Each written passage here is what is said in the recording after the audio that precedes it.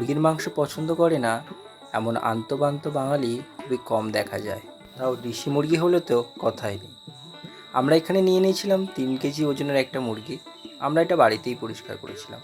আপনারা চাইলে দোকানে গিয়েও পরিষ্কার করে নিতে পারেন। দেখুন, আলু ছাড়া যেমন বিরিয়ানি জমে না, তেমন আলু ছাড়া কিন্তু মাংসটাও জমে না।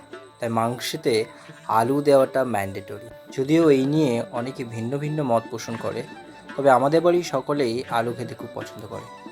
পেঁয়াজ আর টমেটোগুলো একটু মোটা মোটা করেই কেটেছি, কারণ দেশি মুরগি অনেকক্ষণ ধরেই কষতে হবে।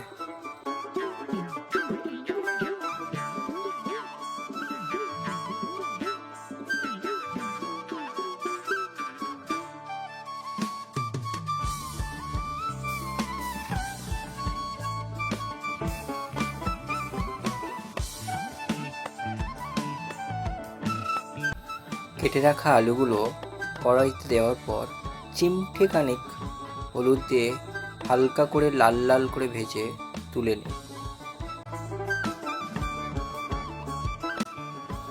গরম তেলে ফোড়ন হিসাবে আমরা প্রথমেই দিয়েছিলাম গোটা জিরে, তারপরে কেটে রাখা পেঁয়াজ আর টমেটোগুলো আমরা এক এক করে দিয়ে দিয়েছিলাম।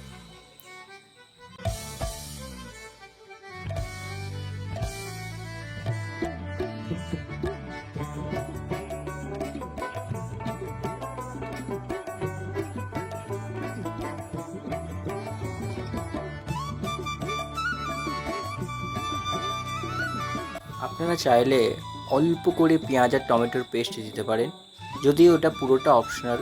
গ্রেভিটা সুন্দর হয় এটা দিলে।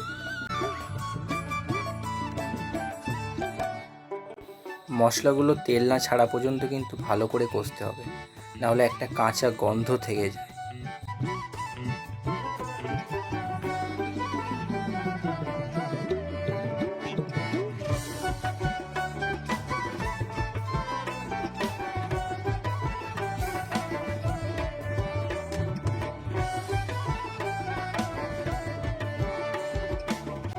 কাঁচা লঙ্কা যে কোনো তরকারিতে দিলে একটা আলাদা ফ্লেভার আসে, যদিও এটা পুরোটা অপশনাল। আপনারা কে কেমন ঝাল খান সেই অনুযায়ী চাইলেই আপনারা কাঁচা লঙ্কা দিতেই পারেন।